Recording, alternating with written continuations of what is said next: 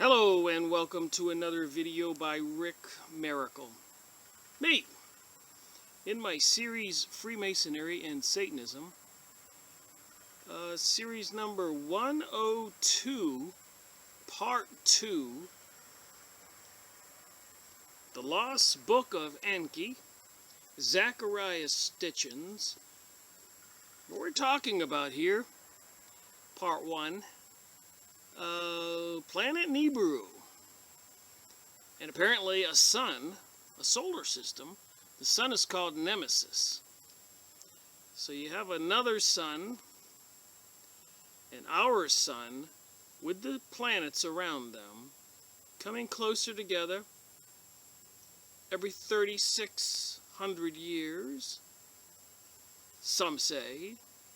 Every 26,000 years, some say. And I've even heard 1,000,000 years, 2,000,000 years, many million years.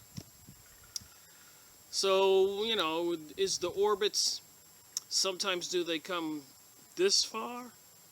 And sometimes do they get closer? Just like we have a shift in the constellation about a couple degrees every year with the Earth and the Sun. So this ought to be interesting. This is September 25th, and the last few days have been kind of weird. Just paying attention to the internet. With the scare of an asteroid apparently supposed to have hit Earth on the 23rd, Friday, 2016. And so far, they said it could be the 23rd, 24th, 25th, or 26th, 2 or 3 days. So far, nothing except some people have reported on the asteroid monitoring site, shooting stars, whatever, that there has been a huge increase in the number of them coming through the atmosphere, with a lot of people photographing the bright dot of a comet with a long tail coming into the atmosphere. Some websites are saying that NASA, a couple days earlier, a week or whatever earlier, had launched a rocket, sent it up there to destroy it, like that Bruce Willis movie. And so, we scratch our head and you go, man, this stuff just keeps on coming and coming and coming. Then I'm reading this book. I'm almost finished. I'm up to page 279. It looks like there's 318 pages, so I got like 33 pages to go. So I thought I'd make part 2, but have a conversation about this too. If you go on Zeta Talk with Nancy Leader, she's been talking about the incoming planet Nibiru for a long time.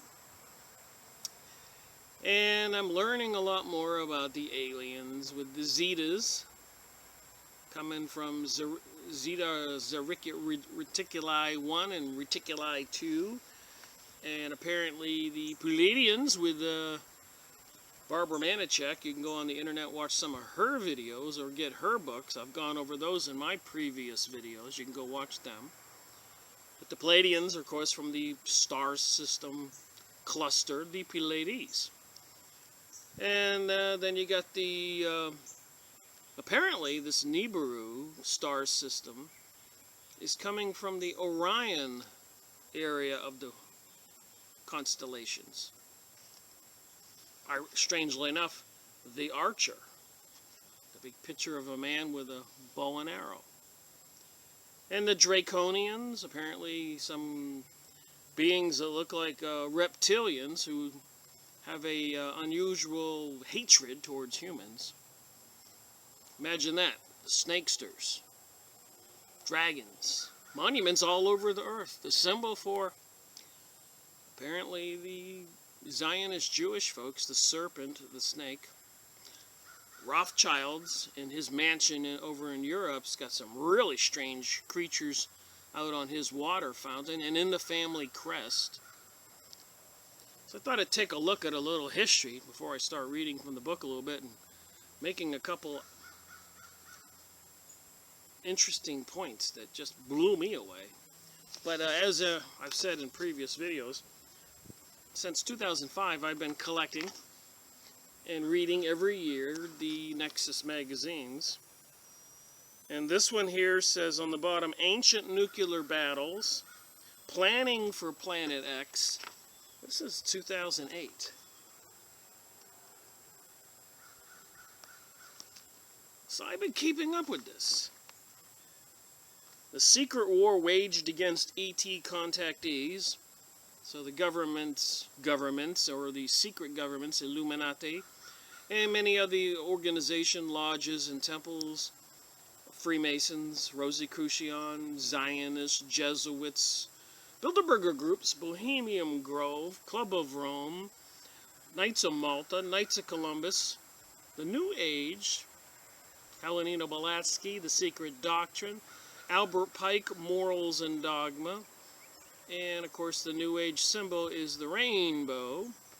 And then we went over Constant Kumbi's book, Beware of the Rainbow, proving in her book, and she's a lawyer, researcher, that there are thousands of these occult, I use the word magic, witchcraft, to make a point, so we clearly understand what we're talking about. People who know more than the rest of us and can cause effects in nature, whether it's voodoo, remote viewing, leave their body, and using even high-tech electronic equipment, HAARP system, H-A-A-R-P, and sky spraying of chemicals where our bodies have higher concentrations of metals. Combine that with cell phone towers, ELF towers, extra just long waves, ELF,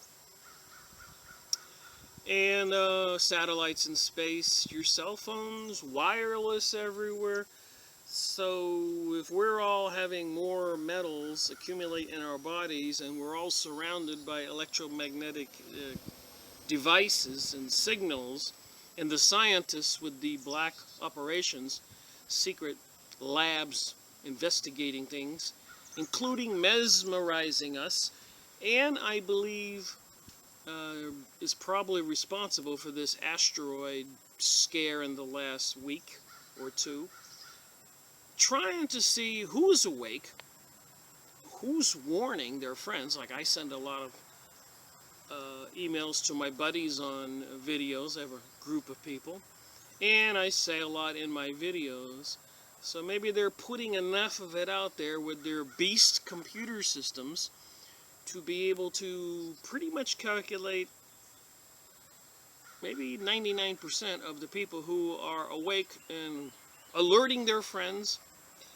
So when there is actually a huge disaster, those people their computers can be turned off. They could probably be abducted, arrested, assassinated. I'm just saying. Seems like a lot of preparation going on. And then you get these magazines from Nexus, 2008, April. The Agenda for Control Global Food Supplies. So we're all aware of these things. Earth Changes Alert, August 2008. Eastern Secret Societies versus the Illuminati. And GM Crop Yield Fraud. So the Eastern and the Earth Changes Alert. Just saying, so since 2005, this is 2016, almost 2017, about 12 years collecting all this stuff, watching videos, reading books, printing out, collecting press releases, and getting these magazines and other magazines. Just because I knew as a businessman way back then, as we're all aware, people losing homes in Canada, California, Florida, Germany, Argentina. And it just struck me that this economic crisis it just couldn't be stupid people everywhere running every country. That was the answer the government tells us. That's why they need a new world order to fix the problem and that they're creating. So I don't think there are stupid people. I think they have to bring us down to our knees in chaos and anarchy, as George Bush Sr. said, Kissinger said, Nixon said, the Pope said, Obama's saying. Just went to the United Nations here in September 2016 and pretty much said that the problem are the nationalists, people who love their country. That everybody has to have a forced migration of different individuals to create a mixing pot. And it seems it's to dilute Christianity. And the books I've read from the Freemasons, like the New Age magazine, Morals and Dogma, and many other books and videos I've watched. And as we've all seen in symbolism on the football halftime shows, Emmys, Grammys, Bet Awards, Olympic openings, even the Switzerland tunnel opening. You can go look any of these up. Put down Satanic show, Swiss tunnel grand opening, and you'll see this. Or football Satanic halftime shows, Super Bowl. You'll see this stuff. Emmys, Grammys. And then watch Miley Cyrus or Bieber or Lady Gaga. Listen to the lyrics. If you're not convinced the satanic symbol is coming at us like an asteroid, then maybe you just might be a zombie. Alright, another Nexus magazine, 2008. RFID, chip surveillance. And what I'm pointing out right here is the stuff has been being bombarded to us. Alternate websites, even stuff in the Wall Street Journal, the New York Times, Time magazine had one front cover with Obama with 6 arms depicting him as Shiva, the goddess of destruction.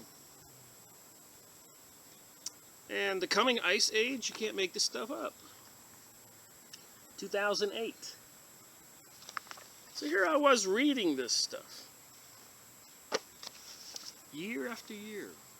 So I decided to make videos, of course, so I could share. Martial law, bailouts and war, 2009. Climate change debate. We just saw Ice Age on that previous magazine, 2008. 2009, we got climate change debate. Where my finger is.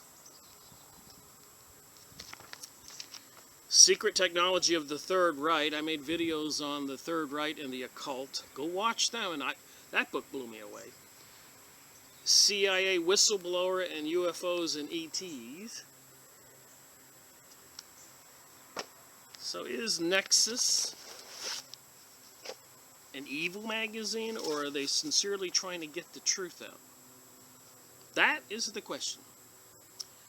America's looming collapse, Earth's weakening magnetic field.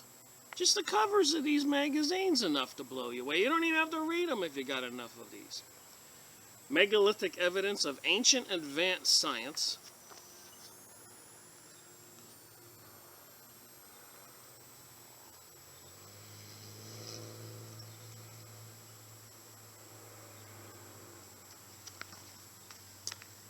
Was there a second Sphinx? Prostate cancer and the bacterial connection. The health articles in the Nexus magazine have been amazing to me. I read them. Financial New World Order towards a global currency. Apparently October 1st. More predictions from YouTube videos, alternate websites, whistleblowers. But there's supposed to be some kind of financial collapse, a world currency. Apparently you're going to have to turn in your money for this world currency. Solomon Islands mystery, 1930s suppressed technology.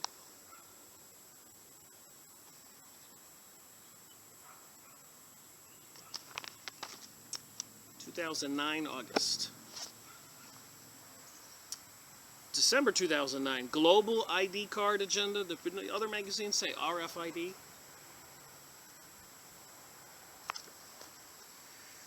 Sunspot decline and planetary cooling. So we got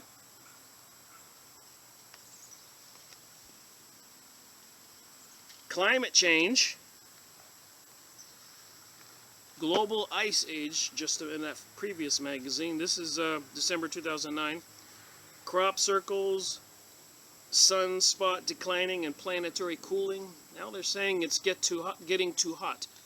What is it? This is 2009. Planetary cooling.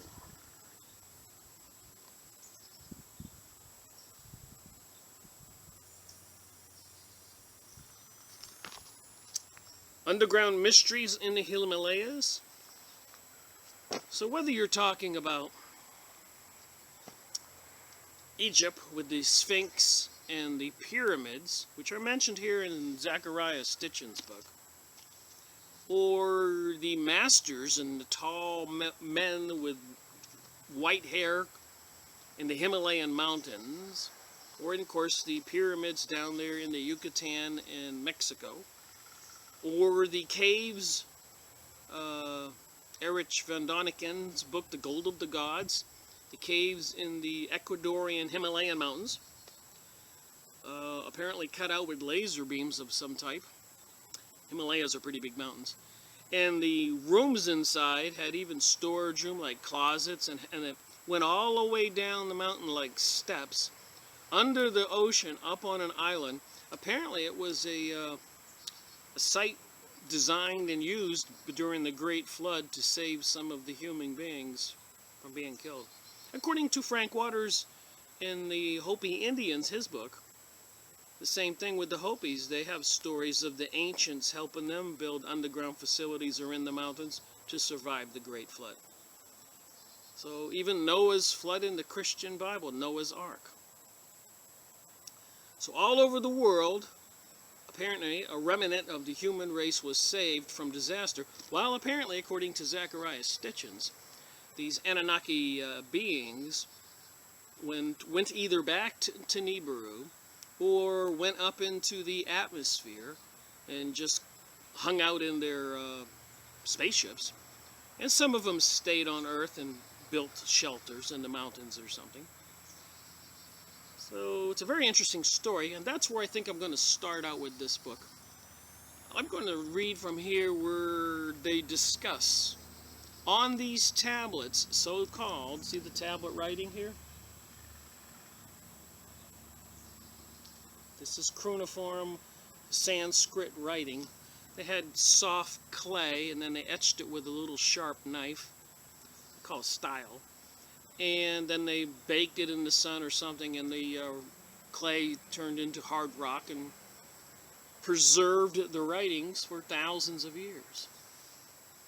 I think they were triangle shaped so they could write on three sides.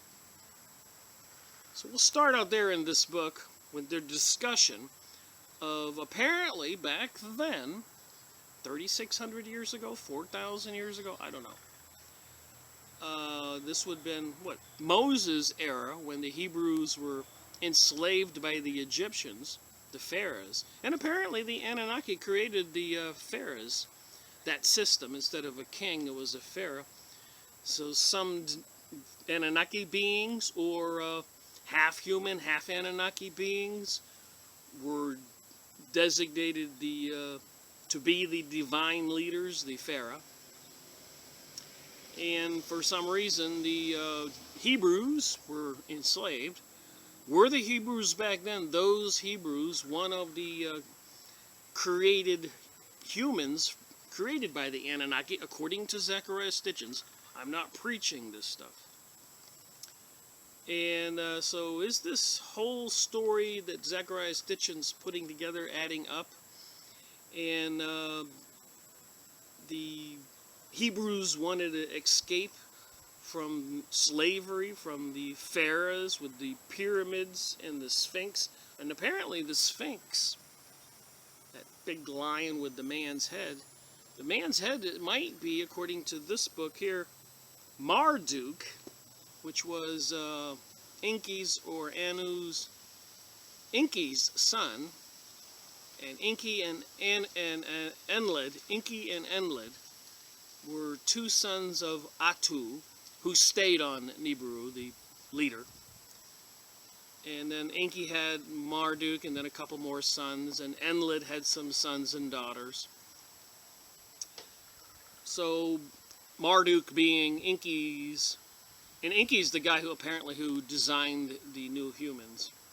Him and some other Anunnaki medical people, his sister. And so Marduk was the first son. And this apparently is Marduk here. So there was a lot of battling going back and forth. Enki designed humans, so he kind of loved them. Enlil, his brother,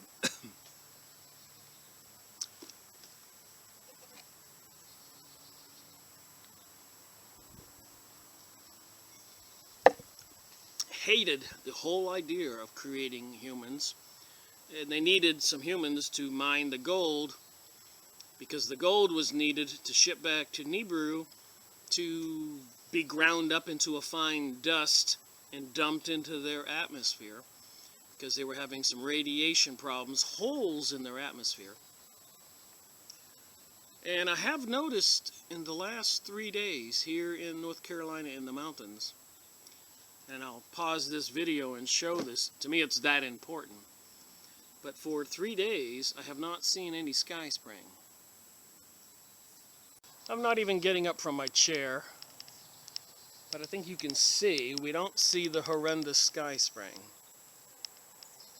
And I have looked, I've driven downtown, went up on the parkway in the mountains. 3 days, no spraying, and it was supposed to be these asteroids coming and hitting the ocean, wiping out, they said, maybe Puerto Rico and other whole cities on the eastern seaboard of the United States. I just thought it was strange that the sky spraying has stopped for a few days.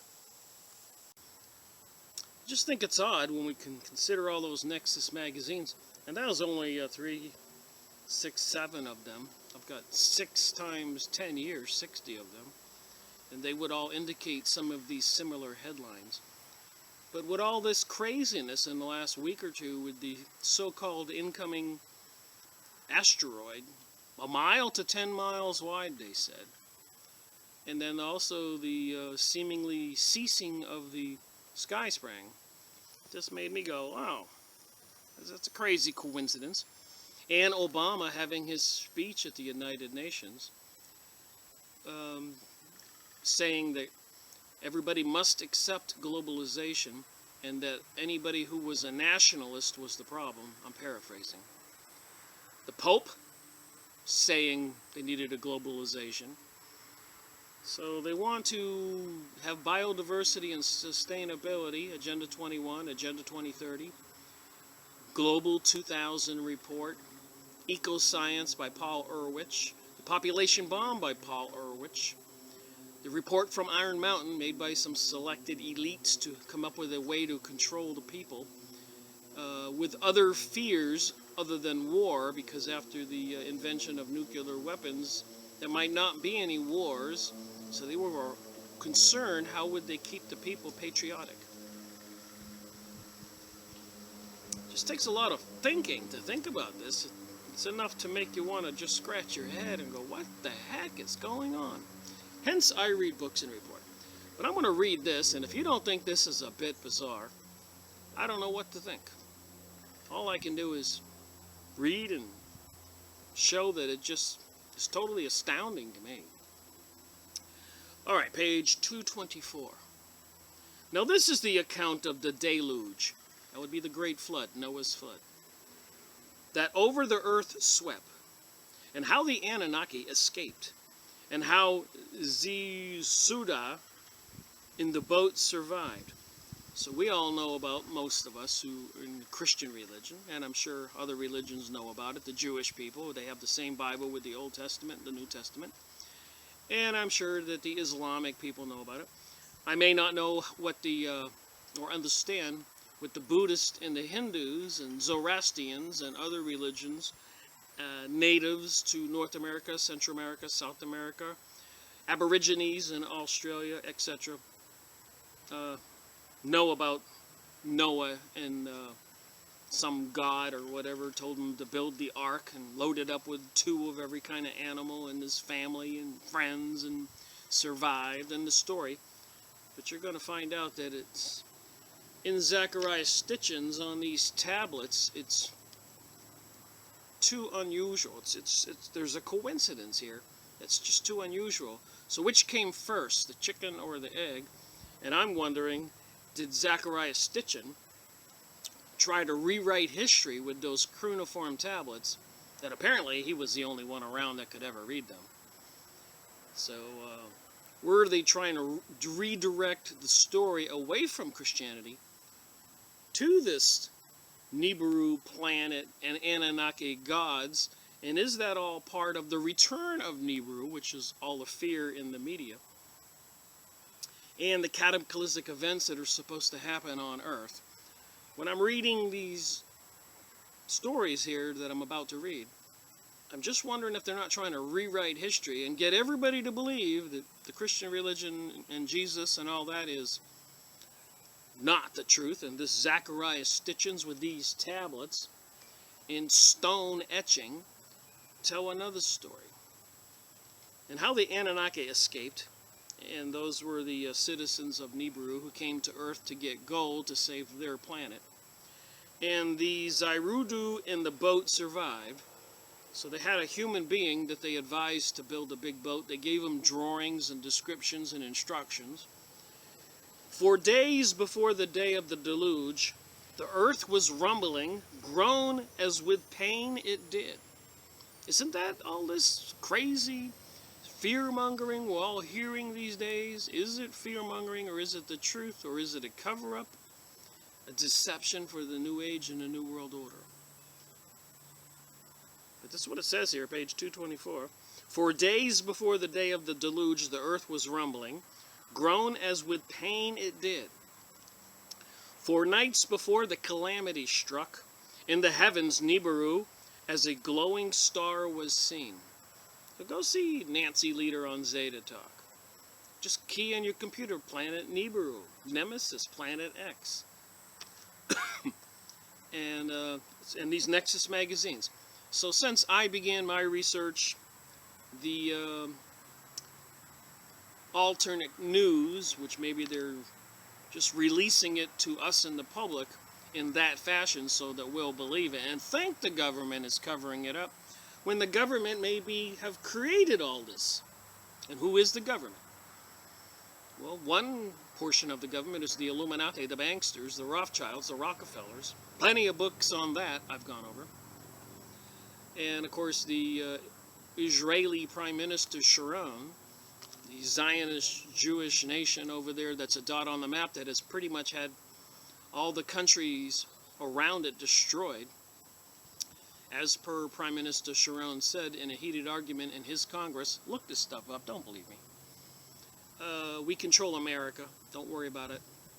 And Prime Minister Benjamin Netanyahu in Fink's Bar, go look up Benjamin Netanyahu, Fink's Bar, and read for yourself what they think, what they're going to do to us. The Protocols of Zion, Professor Higgers, The Jewish Utopia, and so much more.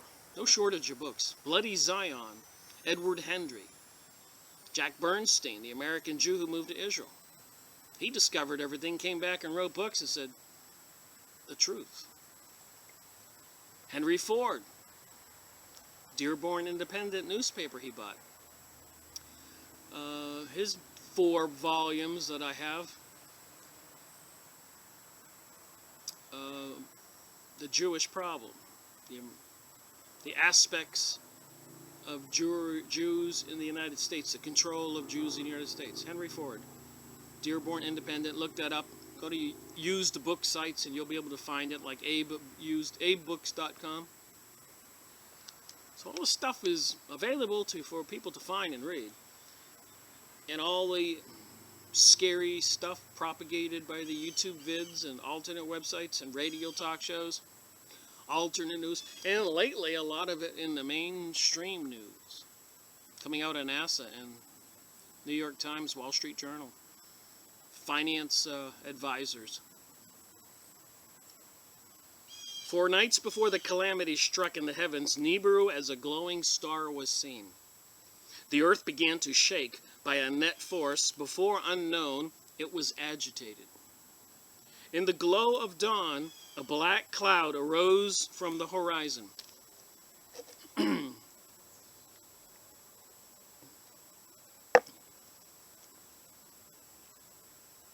morning's light to darkness changed, as though by death's shadow veiled.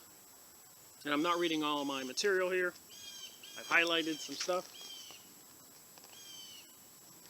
Let's give credit where credit is due is. Go buy this book.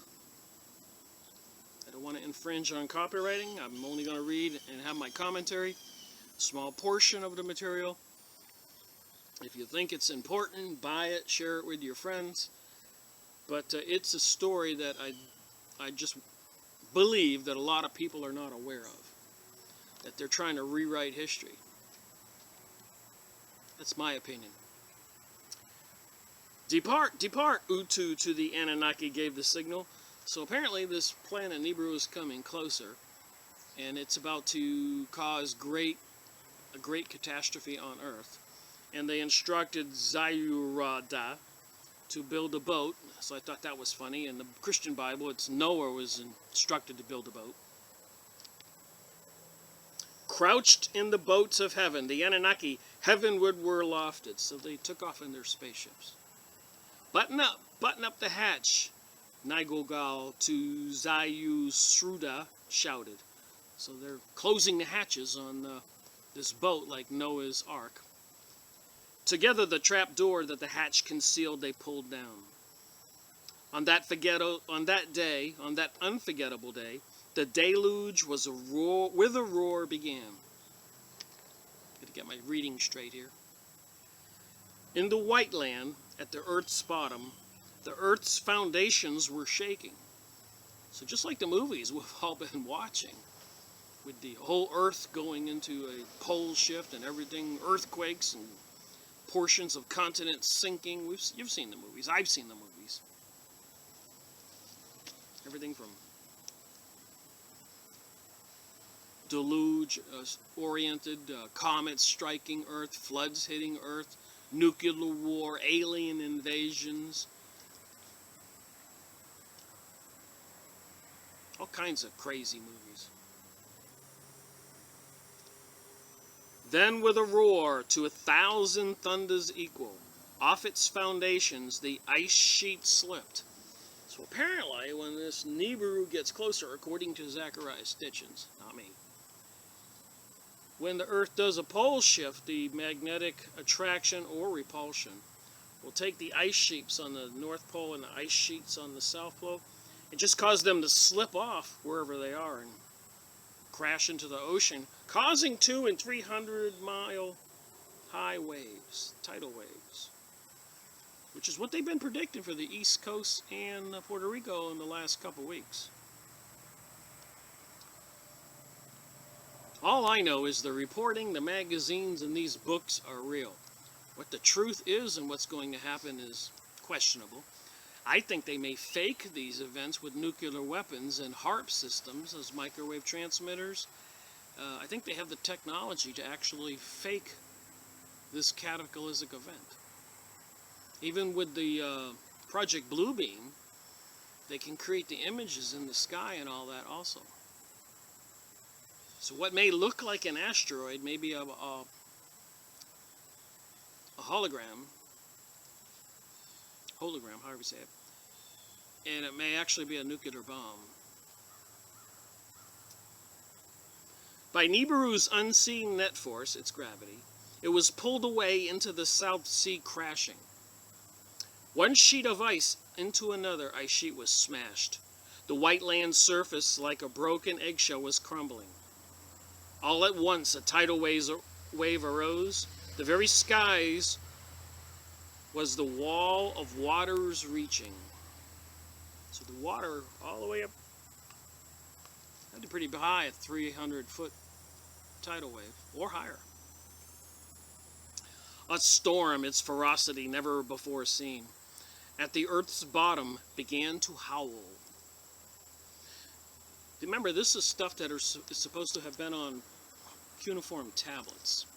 So if I read it a little bit awkward, it's because the way they spoke back then, like therefore and thous, as you'll see with the reading of this, it's not my normal way of speaking. None of us. Therefrom toward the settled lands it traveled. The Eden it overwhelmed. So the Garden of Eden even existed in the Enki and Enlil as the creators of beings and all these establishments is in this book. When the tidal wave, a wall of waters, Sharubak reached, so they had all these cities, the boat of Zeusuda, let's call him Noah, the Anunnaki Noah, is actually a human being created by the Anunnaki. The tidal wave from its moorings lifted, so it lifted up. I'll call it Noah's Ark instead of Zeusuda's Ark, as they describe it in this book, because we all know about Noah's Ark. Tossed it about like a watery abyss, the boat it swallowed. Though completely submerged, the boat held firm. Not a drop of water into it did enter. Can you imagine me reading this stuff going, what is Zechariah Stitchin doing here?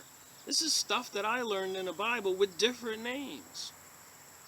They're trying to say this planet Nibiru came that circles a star called Nemesis, and these Anunnaki people needed gold to save their atmosphere on their planet, came here, needed slave workers, created humans, and after everything got going, they realized there was going to be a coming together of the two suns in a cataclysmic event that happens periodically throughout history.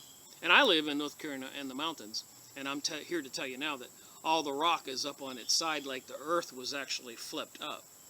So something created these Appalachian Mountains, and I've been out to the Rocky Mountains. So there has been cataclysmic events on earth. Of that, there's no question. There are ancient monuments all over the earth that apparently were built by people much more advanced than we are today. Because, for one thing, we can't build those kinds of buildings or caves inside, or whole cities inside of the mountain in Ecuador. Pyramids, sphinxes, those big blocks in Lebanon near the cedar forest at Belbak. All that once on the ground stood by the mighty waters, away was swept. So everything on the ground was all swept away. Which, by the way, you can go to a lot of places all over the earth and see that this dirt and stuff came from someplace else. Even high up on the mountains, they find seashells and everything else. Before day's end, the watery wall gathered speed. The mountains overwhelmed. In their celestial boats, the Anunnaki, the earth were circling. Crowding the compartments, against the outer walls they crouched. What was happening upon the earth, down below? To see they strained. So they're sitting up there in their spaceships, peering out the little portals, watching what's happening on earth. Go buy this book. You won't believe what you read. I wish I could read it all. From the celestial boat in which she was, Nema, like a woman in travail, cried out. So one of the female Anunnakis who helped create humans cried out. My created, like drowned dragonflies, and upon the waters fell. So she's seeing all the humans, like little ants, get flooded away. All life by the rolling sea wave away was taken. Thus did Nema cry and moan. Iana, who was with her, also cried and lamented. Everything down below, all that lived, has turned into clay. So everything was turned into mud, clay. In the other celestial boats, the Anunnaki, by the sight of the unbridled fury, were humbled. The power greater than theirs they, with awe these days witnessed. For the fruits of earth they hungered. For fermented elixir they thirsted. So they wanted to go back down to earth and eat of the fruit trees and the wine and other fermented beverages like beer. After the immense tidal wave that over the earth swept, the sluices of heaven opened. A downpour from the skies upon the earth was unleashed. So like the Bible, it rained for 40 days and 40 nights. For 7 days the water from above with the waters of the great below were mingled. Here it says 7 days. Then the wall of waters, its limits reaching, its onslaught ceased. But the rains from the sky for 40 more days and nights continued. This is like almost a carbon copy of Christian Bible material. Supposedly on cuneiform tablets, written thousands of years ago, about this incoming planet coming and these Anunnaki aliens being here on Earth, creating man in their own image according to this stuff. You see what I'm saying? Which came first, the chicken or the egg? Did Zachariah Stitchins and the Illuminati and all the elites, the CIA, are they trying to rewrite religion, as with Helena Blavatsky and the Theosophist Society and all this other satanic, Luciferic doctrines? Methinks so. My opinion. Waving back and forth day by day, the water level came lower. Then 40 days after the deluge, over the earth swept, the rains also stopped. After 40 days, Ziza Suda, that would be the Noah guy, the boats hatched open, and his whereabouts to survey. So the guy is in the Noah's Ark, but they call him here Zayu Sudra, opens the hatch and looks around, like in the Bible, the Christian Bible. A bright day it was, a gentle breeze was blowing. All alone, no other sign of life. The boat upon a vast sea was lulling. So it's just floating along. Big ark. Mankind, all living things, off the earth's face are wiped out. No one except us few survived. But there is no dry land to set a foot upon.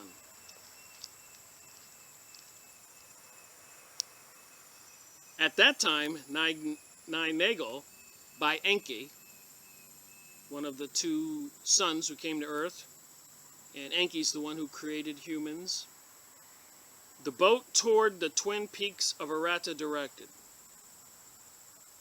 So Enki, the Anunnaki leader, had sent Nigel, an Anunnaki ship's captain, to maneuver the big ark. A sail for her he shaped.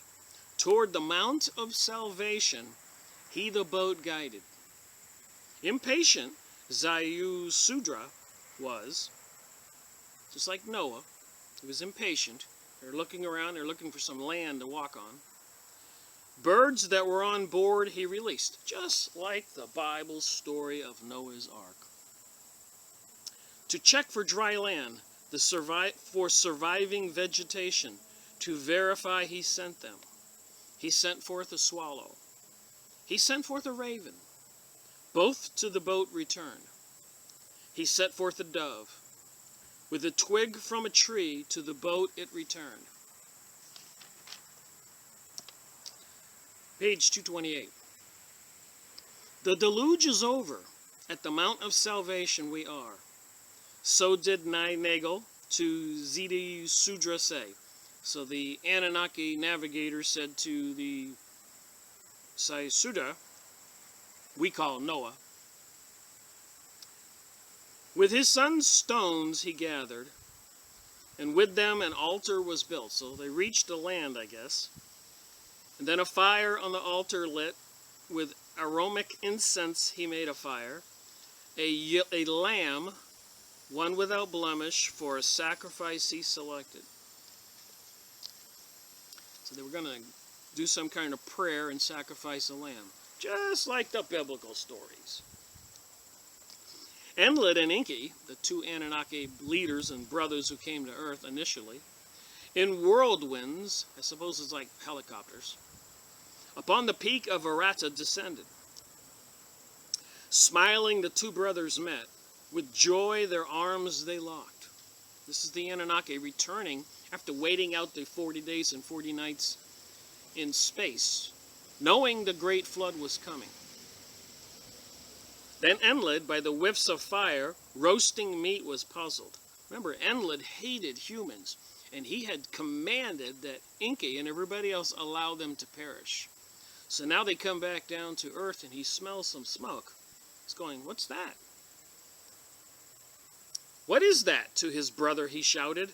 "Has anyone the deluge survived?" "Let us go and see," meekly to him Enki responded. So in their whirlwinds, seems to me like some kind of helicopter thing, to the other peak of Arata they flew over. The boat of Zayusuda, Noah, they saw. By the altar he had built they landed. When Enlil the survivors saw, Ninegel among them, his fury no bounds had. So he was angry. What is this? How did these humans survive? He wanted them all dead.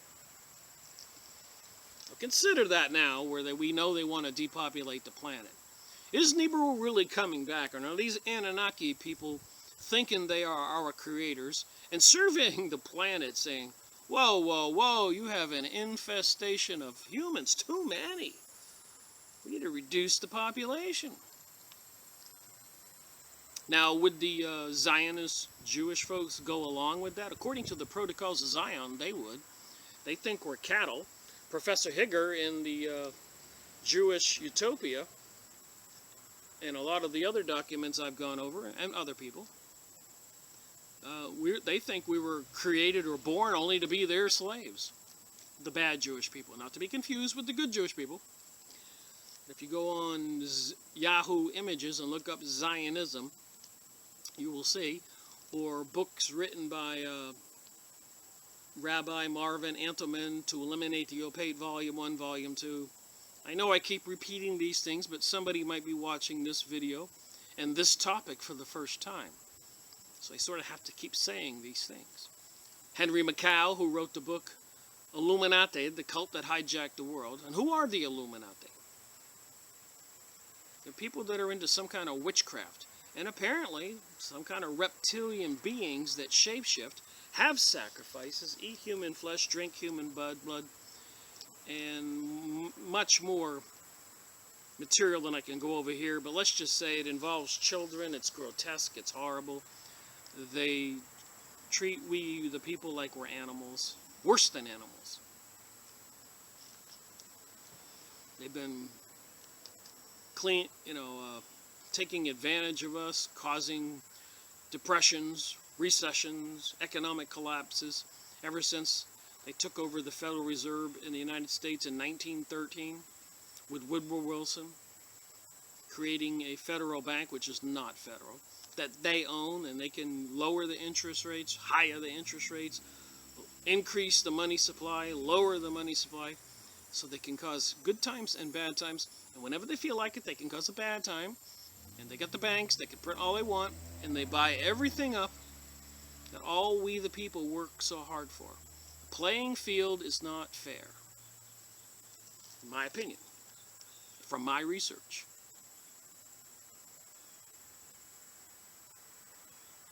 The survival of mankind, the will of the Creator of all must be.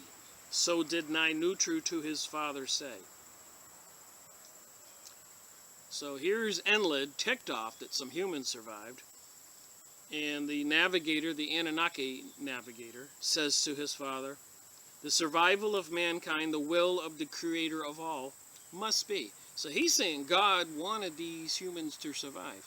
So even these Anunnaki beings believe in a Creator of all. That's an interesting point that comes up often in this book. And they believe when they die, their souls go to some kind of heaven. Another interesting point that even these beings in this book think.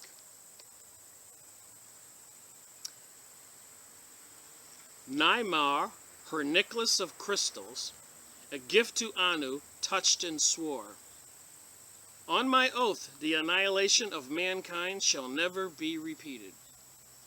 So here these Anunnaki are landing back on Earth, expecting to have all of mankind completely wiped out. But apparently remnants of them survived all over the planet. And now the Anunnaki are swearing that they'll never allow this to happen again. So why are they predicting that it's going to happen now? This is September 25th, 2016.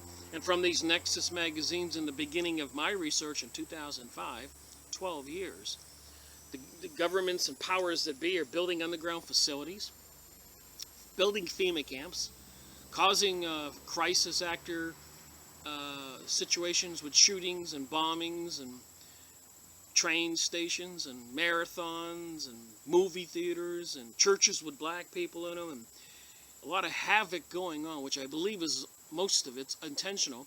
And the ones that are not intentional are being used to put more fear and control mechanisms over the population.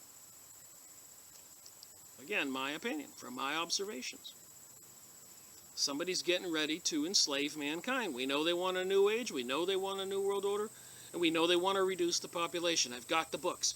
It's even etched in stone on the Georgia USA Guidestones. Apparently placed there by the Rosicrucians.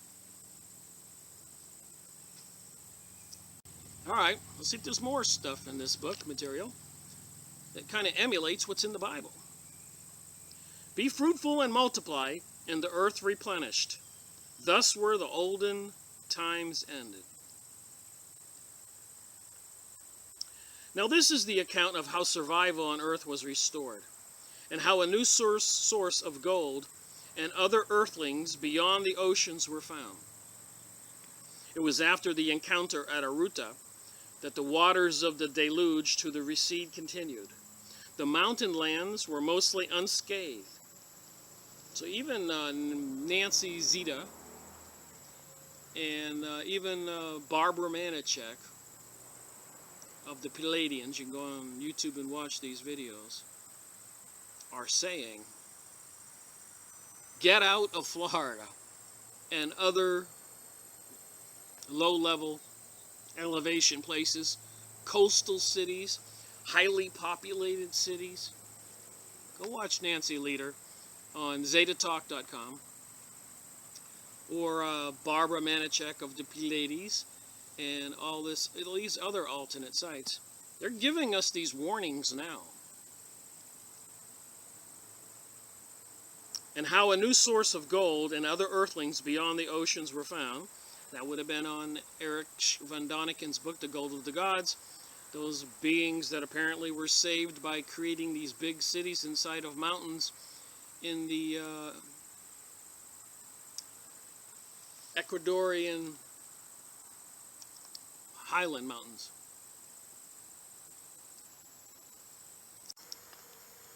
So I'm putting two and two together. And in the Lost Book of Enki,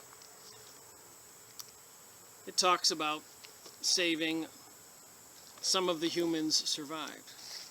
And even the conspiracy by Enki to disobey his brother Enlil's commands to let the human race die. All over the world, apparently, some of the humans were saved. And Erich von Däniken, The Gold of the Gods, talks about in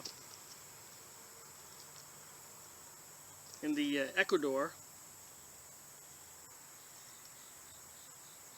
ancient astronauts.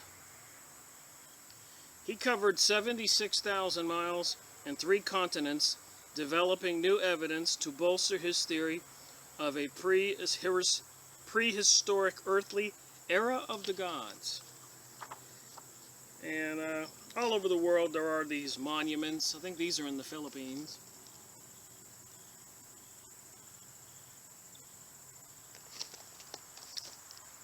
See those kind of rocks in New Mexico coming up out of the sides of mountains? These are some of the 3 feet tall gold tablets. Look at the symbols.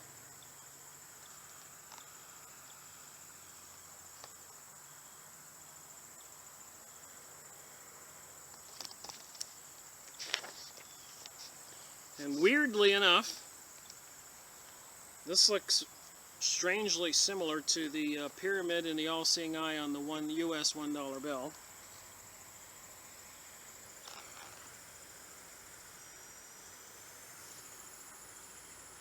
There was a priest in Ecuador who had this collection, and he allowed Erich von Daniken to see this stuff.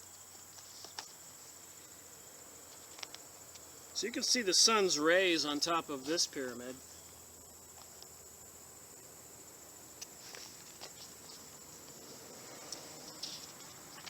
So what is this religion of the sun?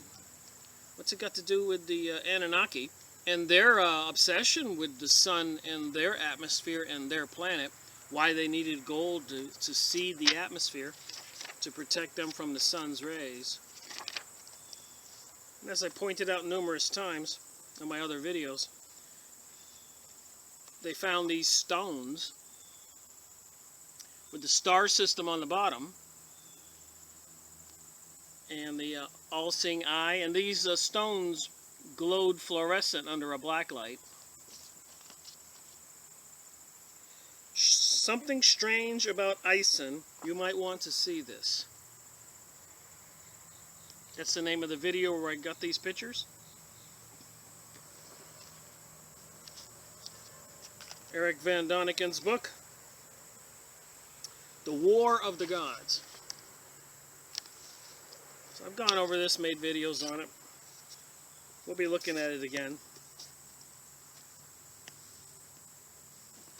And another one of Erich von Daniken's book, Gods from Outer Space.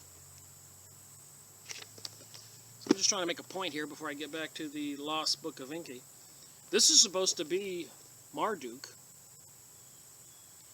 the leader of the Anunnaki on planet Earth, under Enki and Enlil. The message from the Sphinx. So what does all this have to do? And even in the Lost Book of Enki by Zachariah Stitchens, apparently these mounds were some kind of spaceport.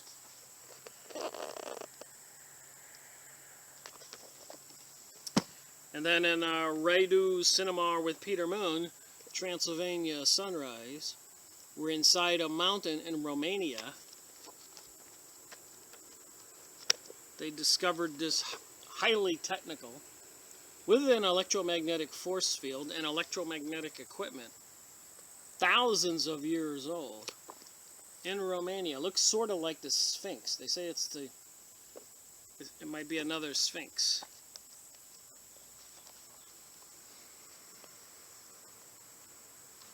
But the facility in the mountain apparently zapped or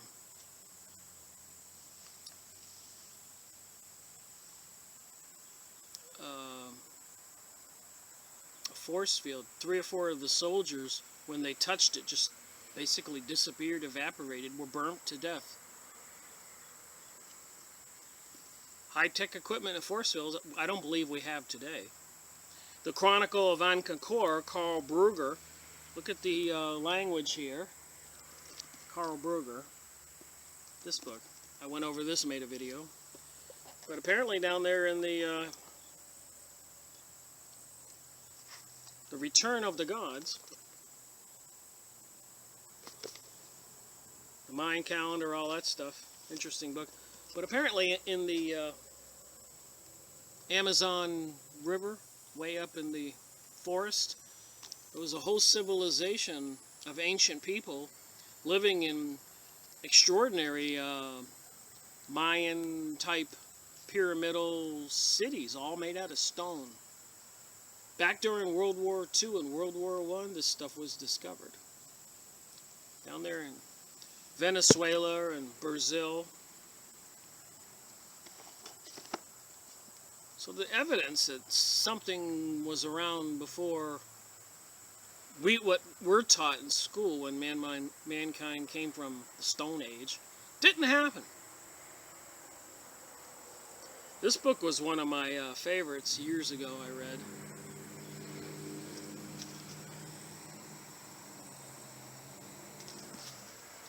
What year is this?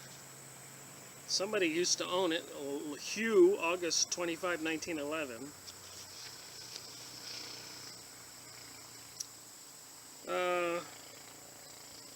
Atlantis, the Antediluvian World.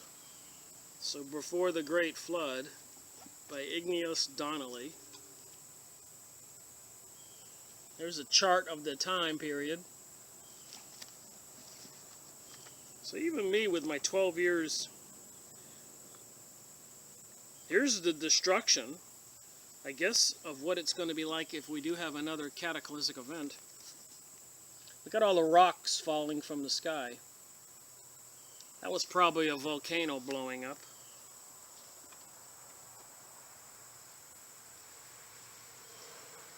And you got these ancient Mayan, I think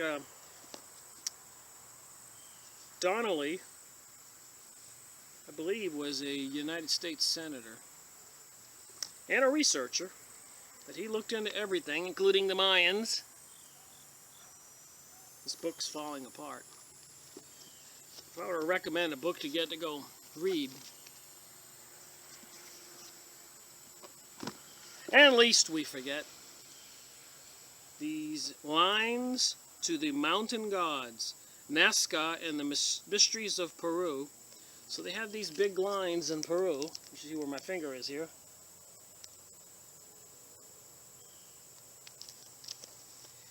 And apparently with these Anunnaki, they had these big signs or symbols on the ground as a sort of a landing pad or signal mechanism where the beings were. But apparently in Peru, in the mountains, there are vast cities up there in the Andes.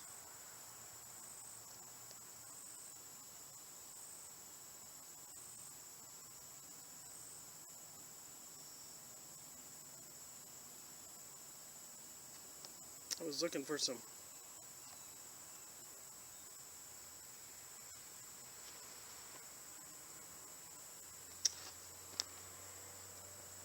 pictures help out with a. Here's some of the ancient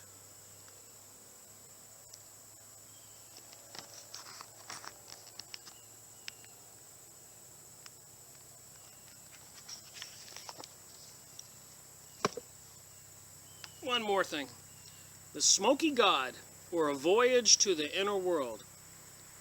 Apparently a father and his son up there in the North Pole found a huge entryway with a boat into the center of the world. And a very interesting description of the beings they met there and their time with these beings and when they came back. Olaf Jensen was a Norwegian sailor who sailed his sloop through an entrance near the North Pole to the Earth's interior. This novel is an early example of an underground civilization. Jensen spent 2 years living with the inhabitants of a network of subterranean colonies. A smoky central sun, so even in the middle of the world they had some kind of sun up there, lighted the world. Their capital was believed to be the original Garden of Eden. That's what it says. And with the Enki, they talk about they built the Garden of Eden. More clues? Alright, let me read a little bit more from this book. Now this is the account of how survival on Earth was restored. Page 229. This is the 10th tablet. And how a new source of gold and other earthlings beyond the oceans were found. Beyond the oceans. And then we got the thing about the Smoky God. Then we got a book about Atlantis, Peru, the Machu Picchu lines, Romania. So if you read this stuff, you can kind of figure out which part of the continent they're talking about. It was after the encounter of Aratu that the waters of the deluge to recede continued. The mountain lands were mostly unscathed, but the valleys under mud and silt were buried.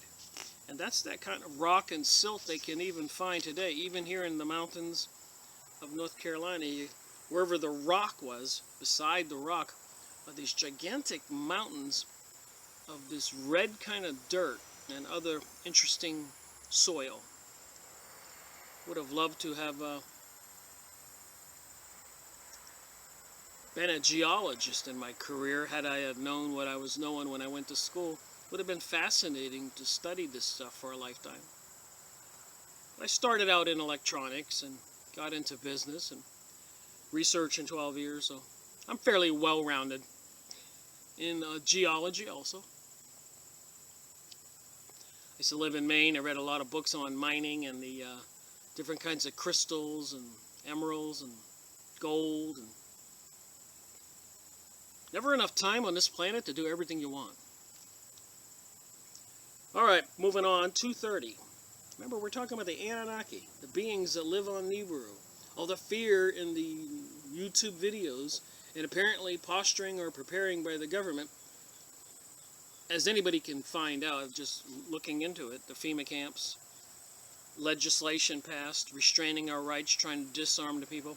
I suspect another thing that's concerning the elites, people who think that they're better than the rest of us, is if a catastrophe happens and they go into their underground facilities, they probably don't want us breaking in on them. So they need to have us disarmed or dead or enslaved, FEMA camps. Just the way it seems by my observation, and which we'll see some more Nexus magazines. But in the Cedar Mountains, that would be over there in Lebanon. The great stone platform in the sunlight glistened. Those are those gigantic stones at a location called Baal. And apparently they were the landing pad for these Anunnaki spacecraft. The landing place, in olden times established, was still standing. One after another, the whirlwinds upon the platform landed. So the Anunnaki were descending from their spaceships, motherships that they were hanging out in for a couple months while the great flood on Earth happened. And now they're coming down from there in these craft that they call whirlwinds, as interpreted by Zechariah Stitchins in the cuneiform tablets, found in the Sumerian desert. The platform was intact. At the launch corner, the huge stone blocks held firm. Clearing debris and tree branches away, the first to land to the chariots signaled. One after another, the chariots, celestial chariots, came upon the platform. They touched down. Remember, I'm not trying to preach this stuff is gospel.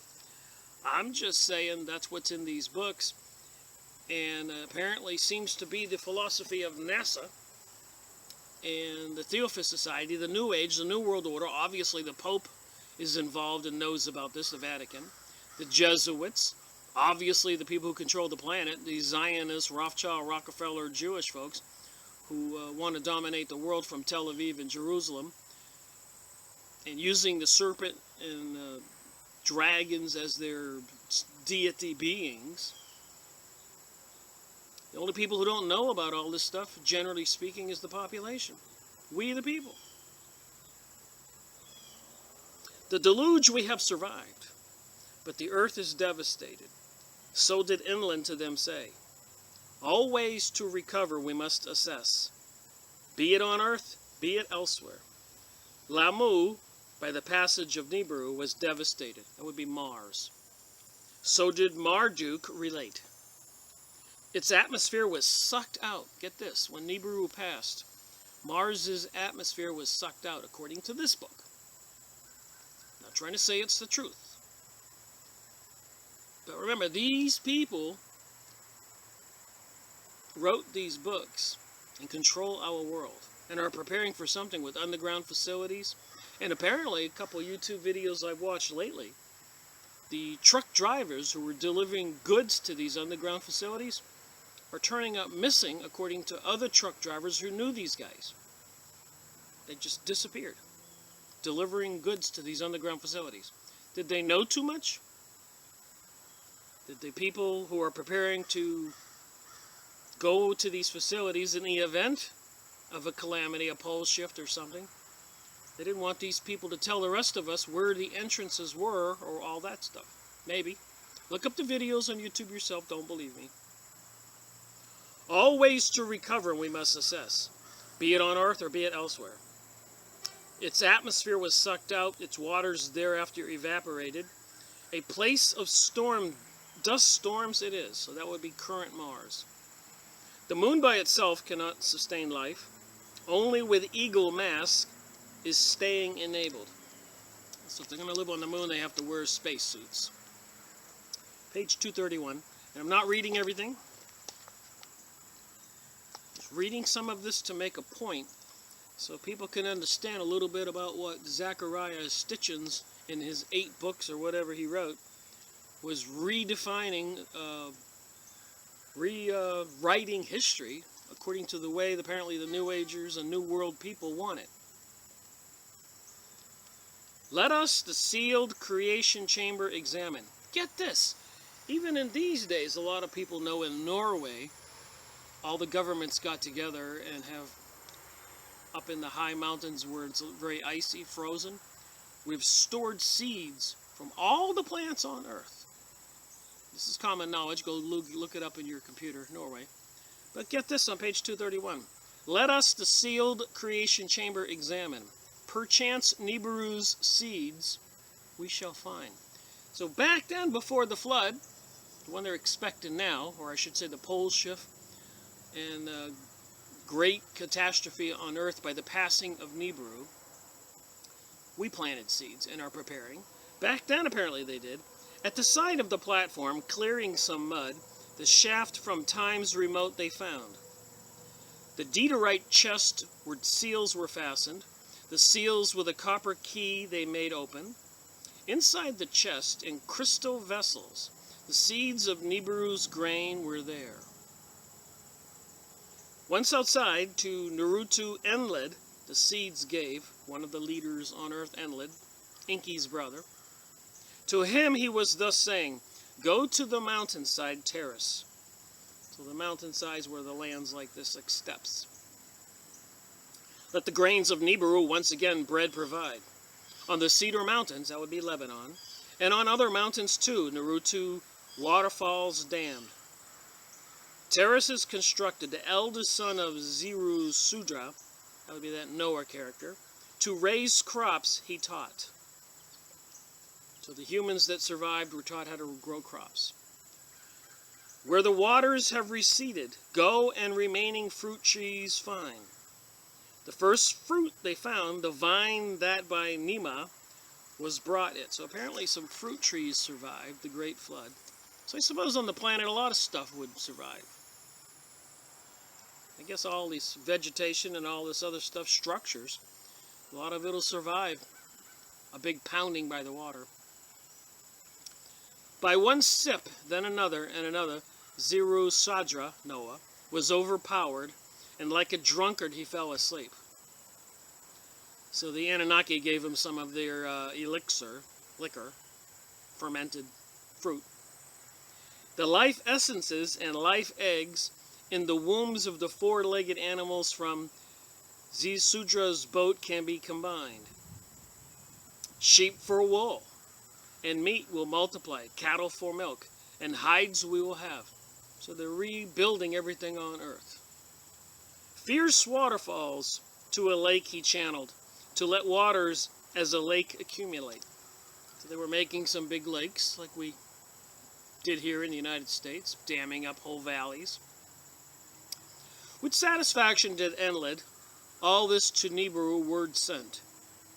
With words of concern, Nibiru responded, the close passage that Earth and Lama effected on Nibiru So Nibiru was affected by the passage by Mars and Earth. Too much damage caused. So even on Nibiru, reciprocally, their atmosphere and their planet was damaged, as well as the pole shift and damage and catastrophe on Earth. The shield of gold dust was torn. The atmosphere was dwindling again. New supplies of gold quickly were needed.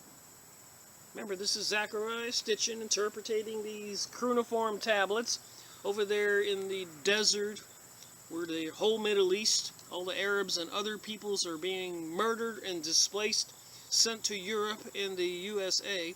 Think about that.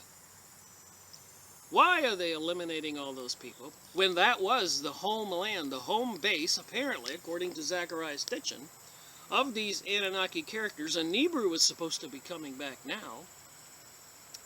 Do they want to retake that land as their designated part of Earth? And that's why they're eliminating all the Middle East people from Afghanistan, Iraq, and I guess seemingly planning on eliminating the people from Iran. What is the truth? All the mines were gone by the avalanche of water. They were buried. So all the gold mines they had before the Great Flood were gone. No gold can from Earth anymore be provided. So did Enlil and Enki to Nibiru announce. The avalanche of water's deep cuts into the mountainside were tore. From the mountainsides, uncounted gold in nuggets large and small. So elsewhere on the planet, from all this catastrophe and upheaval, they found whole valleys and sides of mountain with gold nuggets exposed that they didn't even have to mine. To the rivers below fell down. Without mining can the gold be hauled. So they don't even have to mine this gold.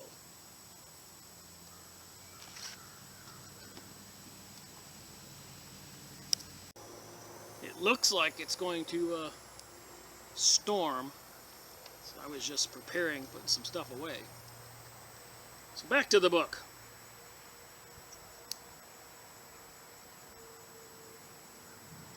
Page 233.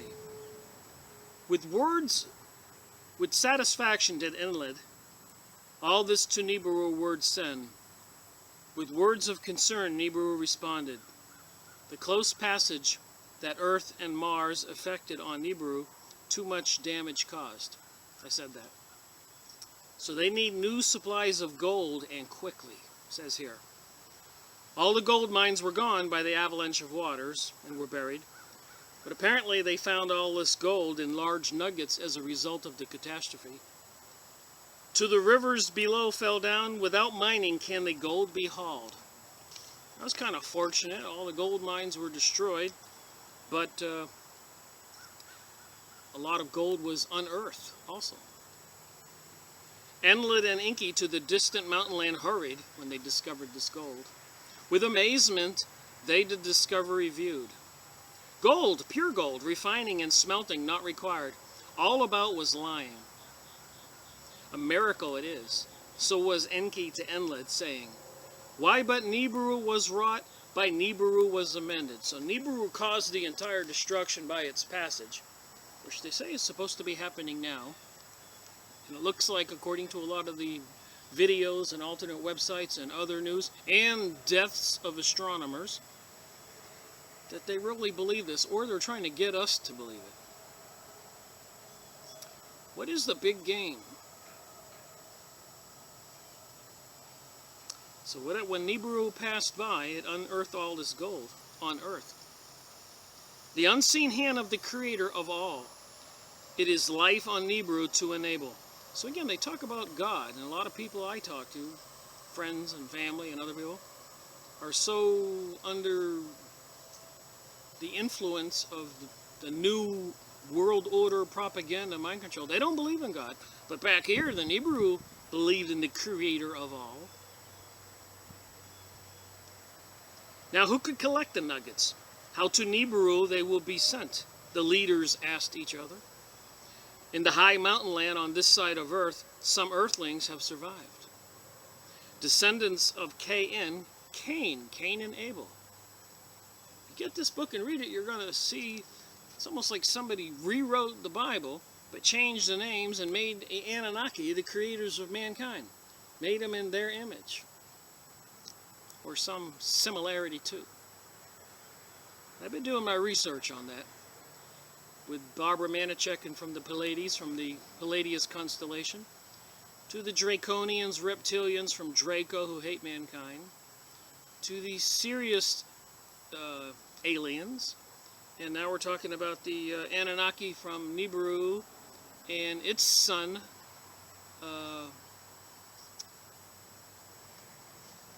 Nemesis. I remember all this stuff. As the protector of their forefathers, they may recall, the great protector they call me. So Cain and some of his people survived the great flood, K-N, who killed Abel, his brother, the first two humans from the Adam and Eve that apparently the Anunnaki created. You see, they overlay history with this new history that apparently Zachariah Stitchin deciphered, which I believe he was from Israel, and a lot of people say he had alternate motives, and they're trying to come up with this New World Order, New Age religion, and I believe this is it. No more Jesus. It's going to be Marduk, Enki, Enlil, and the descendants, as per that's written, the story written in this book. Well, get this book and read it. By the report that other earthlings had survived, the leaders were heartened. Even Enlil, who in the end of all flesh planned, was no longer angered. It was the will of the Creator of all, God. To each other they said, the gold to Nibiru send. So this was etched on cuneiform tablets. Apparently, Enki, the one who created humans, wanted to tell the story about what happened next, after the flood, and whose fault it was. So humans survived the great flood. There's an irony to this story. But afterwards, I'll give you the heads up when I read on part 3 of this book. But apparently the brothers, Enlil and Enki, got into a great war. One hated mankind, one created mankind and loved them. And they actually had a nuclear war. And so after the survival of the nuclear war, Enki got a hold of a scribe, a writer, and had him write down all this information from the tablets, from the history, and put it on tablets. Now the irony, I'm thinking, is they're talking about nuking the planet these days, World War III. So will they nuke the planet before this passing Nibiru comes, or will they nuke the planet after the Nibiru comes? In this great battle for planet Earth and power. Just saying. Flat as a quiet lake it was. By white mountains it was surrounded. Now this is the account of a new place for the celestial chariots. I get worn out talking sometimes.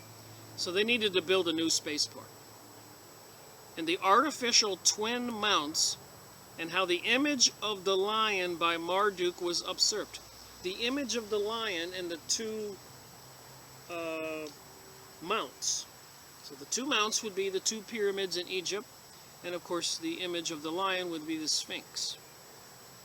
In the peninsula by the Anunnaki chosen, that would be the entryway to the Nile River. Remember our biblical history. The heavenly ways of Anu and Enlil on earth were reflected.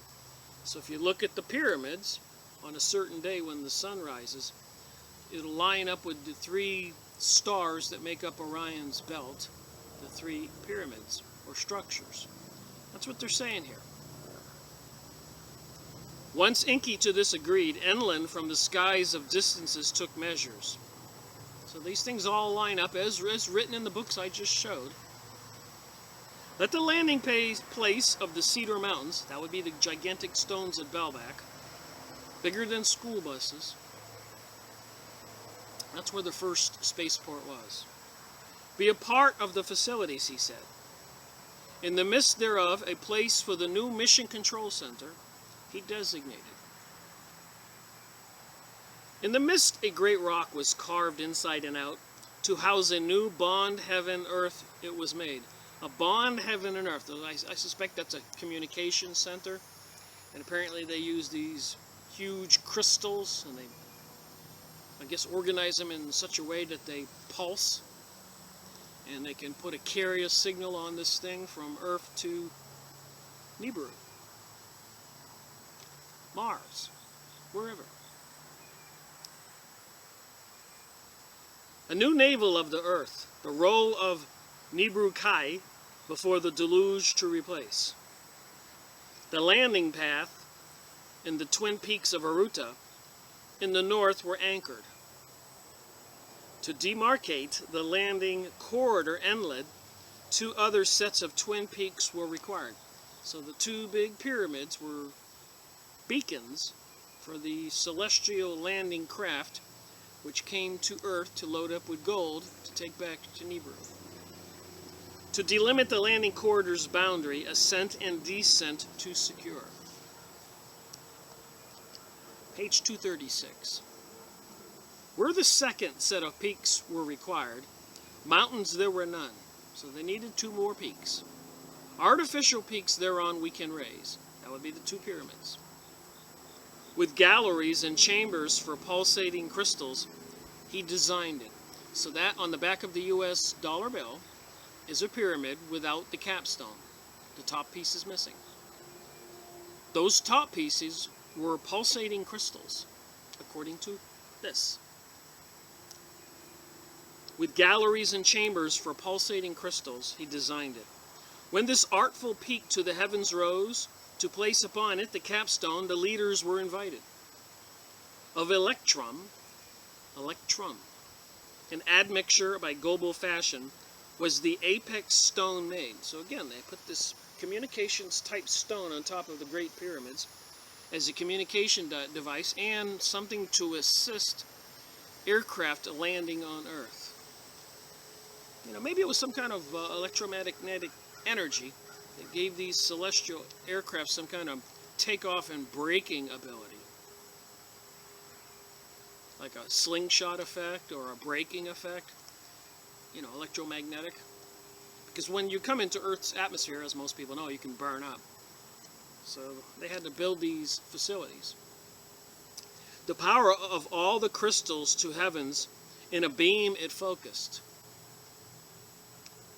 So they focused a beam into heaven, like a big laser beam with these crystals on top of these pyramids. Urku house, which like a mountain is, they named it. A beacon to the heavens it was. That the Anunnaki, the deluge, survived, and prevailed forever, it proclaimed. From it the chariots to Nibiru the gold for survival shall carry. Then Enlil, by his own hand, the Nibiru crystals activated. They turned on the crystals. Inside, eerie lights began to flicker. An enchanting hum, the stillness broke. Outside the capstone, all at once was shining, brighter than the sun it was. Wow, so this thing glowed brighter than the sun on top of these pyramids. House that is like a mountain, housed with a peaked point. For heaven earth it is equipped, the handiwork of the Anunnaki it is. For celestial boats it was put together by the Anunnaki built. House whose interior with a reddish light of heaven's glow. A pulsating beam that far and high reaches it emits. Beyond the understandings of earthling it is. House of equipment, lofty house of eternity. All right, moving on. So they had to build a new spaceport because the previous one was wiped out during the Great Deluge, the Great Flood on Earth, which on the Christian Bible it describes that I suppose it was God who spoke to Noah and told him to build the huge ark and take his family, friends, and 2 of each kind of animal, and that story, which seems to have been repeated in this book.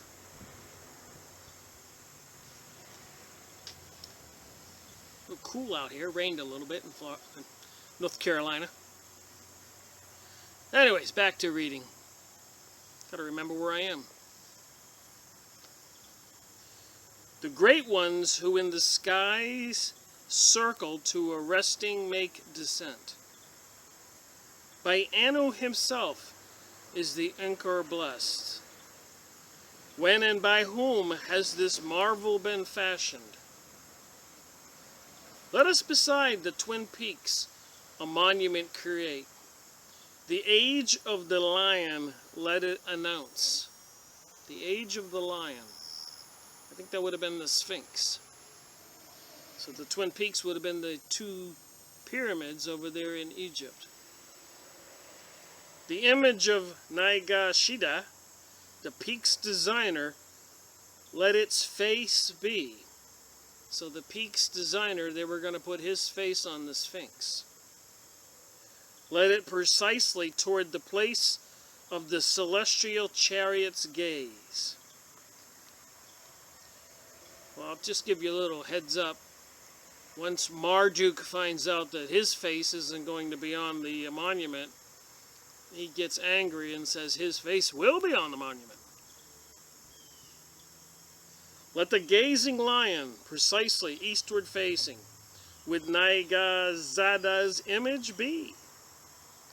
When the work to cut and shape the lion from the bedrock was proceeding, Marduk to his father Enki words of aggrievement said, to dominate the whole earth, to me did you promise.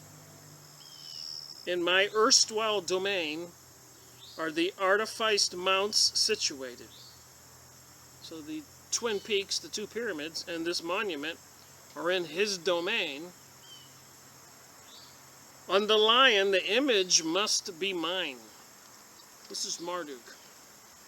Later called Ra, by the way. And those would have been the pharaohs of Egypt. We all know the stories about Egypt and the pharaohs, and especially the biblical story where Moses helped the Hebrews escape enslavement. Lands for themselves and devoted earthlings. Everyone was demanding. So now that the earth was drying out after the great flood, all the Anunnaki beings, aliens, if you will, and according to this book, Enki, the creator of the human race in this book, before the great flood. So these Anunnaki beings were demanding some earthlings to be their slaves, servants. For peace to prevail, the inhabitable lands between us should be set apart. Enlil to Enki said. So now that they're resettling the earth after the great flood, they want to divide everything up. Which, by the way, here in 2016, it seems we're getting closer to the New Age and the New World Order. But if you go on the computer and search the United States being divided into 10 areas, Europe, the whole world, whoever is behind the scenes controlling planet Earth today, the beginning of the age of Aquarius, they want to divide it all up amongst themselves, probably bring back some kind of kingships, which won't bode well for the rest of us, because if you remember history, if the king wasn't pleased with you, he could just have you beheaded.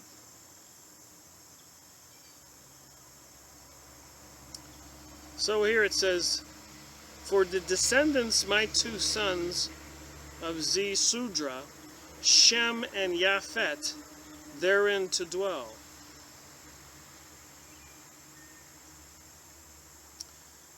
The dark-hued landmass, that of the Abzu, indicated to Enki, and his clan was for domains granted. So Sudra was the replacement name in this book for Noah. And he had sons Shem and Japhet, And I thought to myself, oh my, aren't those the two names in the Bible? Or one of them, Shem? This seems to be like a which came first, the chicken or the egg story. So is these things here I'm reading, these tablets,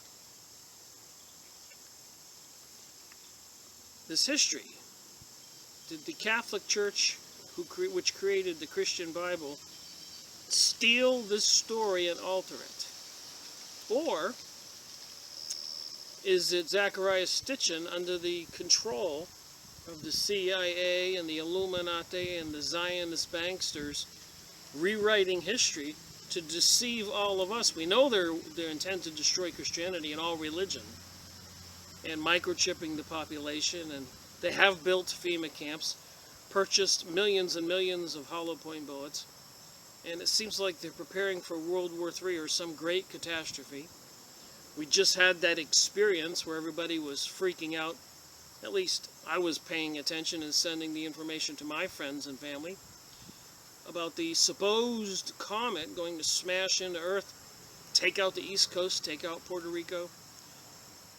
And I thought to myself, you know what, 10% of the population might be aware of these activities, and maybe it was just a big test, or an exercise, so their computers, their beast system, could know which of us was paying attention and who we alerted, so they could nip that in the bud if they're going to pull off something real time, a real event, prepare for it and execute it.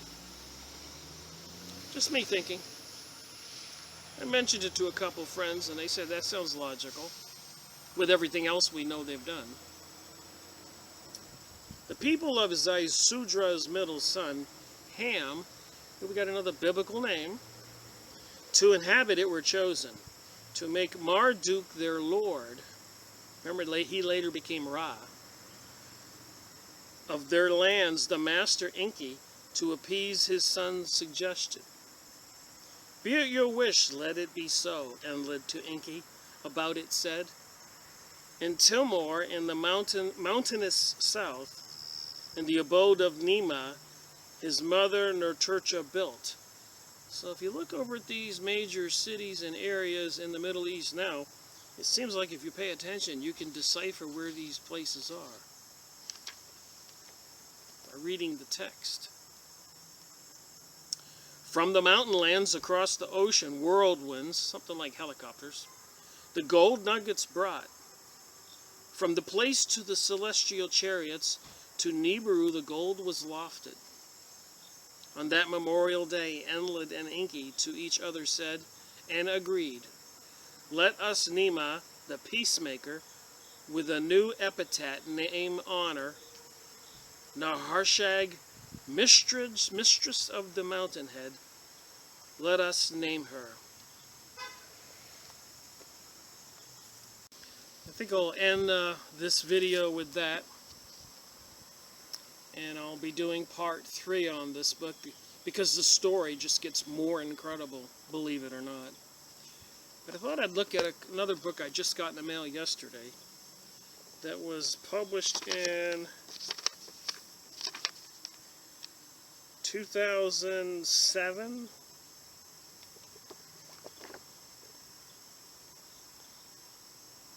Planet X Forecast, and a 2012 survival guide. According to my research, they've had to delay whatever they're going to do. I'll just read you some of the stuff on the inside cover here. I will be trying to read this book and make a video or two. A tour de force, Planet X 2012 page turner. Required reading for those who get it and want to live through it. Another guy says, written in an easy-to-read style that honors the 2012 predictions of the Mayans. Chilling insights into how the world's power elites are preparing for 2012.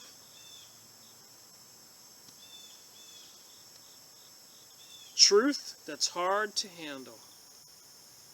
Another guy writes, delivers practical, life-sparing concepts that make sense. Another guy writes, required reading for those who are beyond the Planet X debate and now want to do something about it. Another writer writes, be prepared, be very prepared. You need this book for 2012. And of course now it's 2016, and they're saying the planet Nibiru is still coming, and apparently its magnetic effects, gravitational forces, are causing the pole shifts on Earth and changes in our Sun and Mars and Pluto and the heating of the inside of Earth and other anomalies. So I'm reading. Excellent analysis of the looming 2012 solar threat. Solar threat, global cooling, global warming, climate change, and how Western governments are responding to it. I'll show you how the Western governments are responding to it, and things they're not telling we the people. There's another book I got by Richard Sauter, PhD. Underground bases and tunnels. So you got Planet X, Nibiru coming back, with apparently Anunnaki aliens who need the gold to replenish their protection for their atmosphere, causing all these changes according to these books. Is it all fabricated? I think something they think is going to happen, whether it's even World War III. But whatever they're doing, they're deceiving the rest of us. But if you go get this book, look it up online. But apparently there's some detailed information in here of these underground facilities.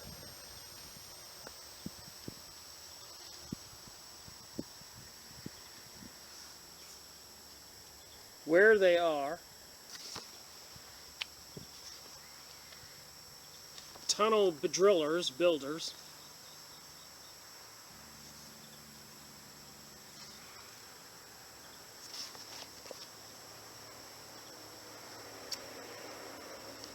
So I'm just saying, years ago I got into my research. What was I to think? 2005, 2006, 2007, week after week, month after month, year after year. Almost 12 years.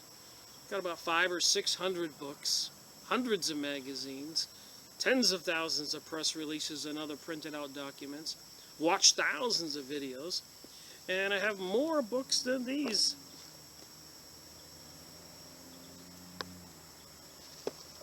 And I'm going to do more on this book. It seems like they're trying to rewrite religious and earth-human creation history. Thank you for watching my video, Rick Marrico reporting.